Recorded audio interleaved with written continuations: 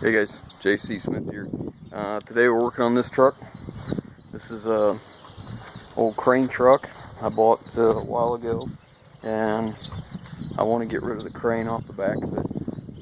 So we're going to be taking this whole crane, this whole platform off here. It's basically an extension off the back of the truck frame, which you can see that in there, but we're basically going to cut the frame right at the back of that leaf spring hanger. Might be easier to see on this side.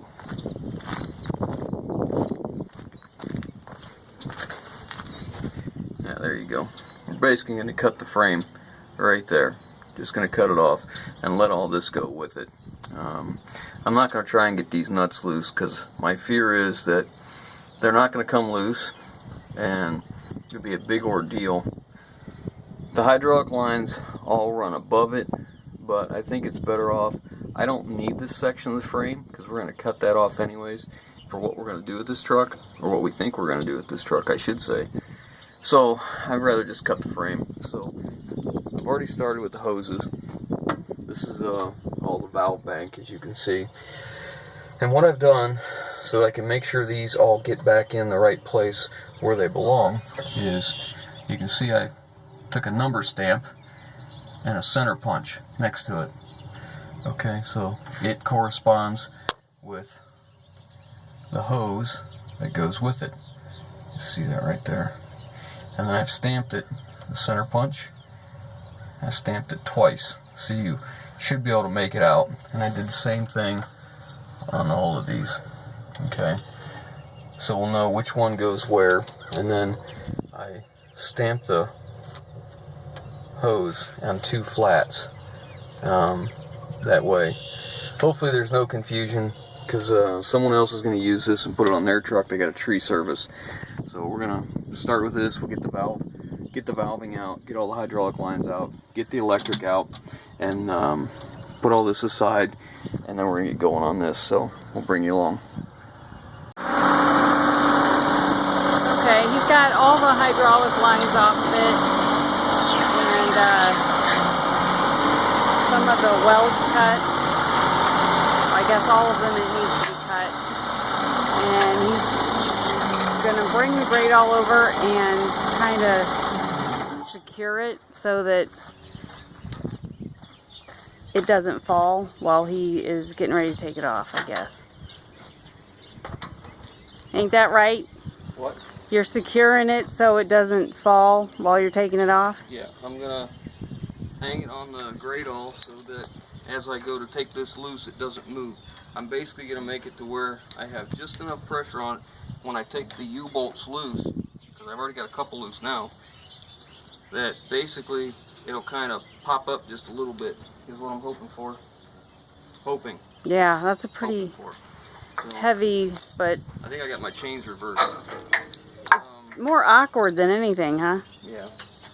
Yeah, it's just, it's hard to get a hold of because everything moves. So you got to be careful, because if I put the chain in the wrong place and I go to lift it, all it's going to do is lift the arm. Yeah. Because I have the valving disconnected. So that wouldn't be good. Yeah, I got to be very careful. I got to find just the right place to lift it. And it's going to want to naturally go forward because this arm's out here. Oh, yeah. Interesting. That makes sense. Don't you worry, it'll be interesting. Oh, it's never a dull moment around here. No. We'll probably chain the hoist in so that it can't unfold when I lift. I'd like to lift from here, but looks like that's cracked already. Ooh. So that's probably not good. And there's really not a great place to get in there. But, yeah, we'll see. We'll figure it out. We'll bring you back once we got it off, because we don't want to video this as they take it off, because the safety police would probably have a heart attack. Yeah. So, alright, we'll bring them back. Okay, so we got everything hooked up and the U-bolts cut. We're going to try to get it off there. Looks like it's bound pretty good.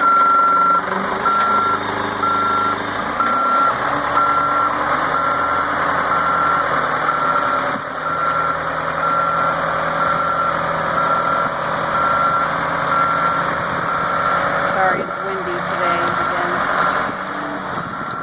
up.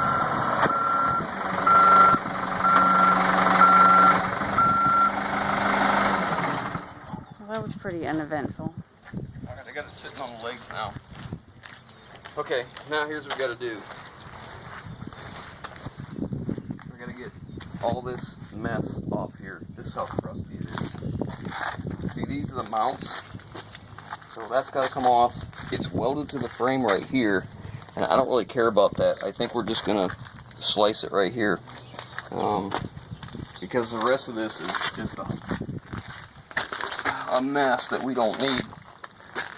You know what I mean? Yeah. So I think we're just going to slice the frame here. I'm going to call the guy that's getting this thing. And I'm going to ask him if he wants this or not. He may want to U-bolt that, or he may not need these. If he doesn't, I'm probably going to... There's so many welds in here, this is the problem. They welded it back here. It's welded underneath here. And I don't even know all the hidden ones. And it is horribly hard to take a torch and cut through rust. It just pops and carries on. It's hard to keep the metal good and hot to actually cut. So I would like to just cut the frame right here, because whatever we do is going to go right here. You know, because look at this bed. The bed's right here at the end. Mm-hmm. So if we have to, you know, put a plate on, the bed hangs over a little bit, that's okay. I'd like to take this bed off and either put a wrecker on it or a dump bed. That'd be a nice plan. So, anyways, let me see it. Alright, so it's off. You can see this is where it was mounted, and these are still hot because I just torched them. But all the lines are loose. We marked everything, so this should be pretty simple for him. We told him if he wants the hydraulic tank, he can have it, because we obviously don't need it. It's just not going to be real easy to get out of there, because there's kind of tight on the back mount. But anyways, I think that's what we're going to do next. We're just going to take a torch, we're going to cut the frame right here, and I'll clean it up later. I could use a cutoff wheel. I'd use a plasma cutter, but I don't have a cord that'll reach clear out here yet. I guess that's something I need to do. So we cut the big plate out of the back of it, because I had to get to some stuff. Look how that's made. That's just like stamped steel. They took two of them, one inside the other, and then stopped it right here. I mean, really it should have went in that way somewhere, because this actually was bent. It was bowing. I don't know if it'll show right here. It was bowing because this whole frame rail was sagging. It really was on there kind of crappy. So anyways, let's get this cut off. Alright, so it's all off. We got the frame extension cut off. Next, I think we're going to take this bed off, but I think that's going to wait, because I got to find a place to prop this up against. Something to put it up against so it'll sit sturdy. I guess I may just end up just laying it down and let it rest on here. It's probably the safest thing, because I don't want it to fall over and something break. And he can't get out here till Sunday with a flatbed trailer, so rather than have it tie us up, keep us from doing what we need to do, we're just gonna have to do something different. But man, I'll tell you what, that was a pickle cutting that off, because they ran the extra frame out there on top of it right here, and they welded in here. They welded in here, and there was some welds on the inside. But man, we did the best we can do. What we're gonna do with it, that'll get plated anyways and get cut right up against the shackles. So I'll be able to clean that up real nice and put a plate across here for the mount. So anyways, it's off. Not too overly eventful. This is a pretty cool system. The hydraulic pressure comes into the valve right here, which is for the outriggers, the landing gear. And the pressure goes in, and it also comes back out, and then it comes over to the controls, which is basically this valve that I showed you. I made all the marks on. So then it comes in on this side or this side, I don't recall, but you can only hook it up one way. But I marked those too, so there wouldn't be any confusion. But then it comes in here, and then there's a return coming off. So then there's two returns that come back to the hydraulic tank. It's kind of a small tank, you'd think, but I guess it don't need that much. But here's one of the returns, and here's the other return. This is a return that came from the actual manual valves, and this is the one that comes from the electric over hydraulic valve. So anyways, I guess we better get this thing put away.